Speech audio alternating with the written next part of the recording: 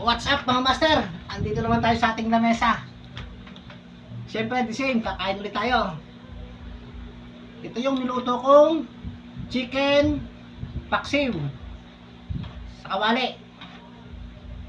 Yan. Tingnan yung mga master. Maiba naman luto sa manok. Ginawa ko ng chicken paksiw. Parang lechong kawali rin yun.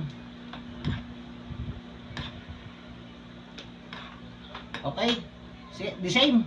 Sign of the cross muna tayo.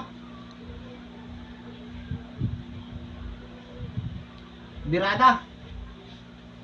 Tikman natin to. Sauce pa lang mga master. Malapot na.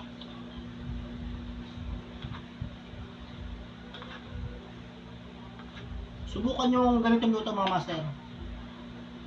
May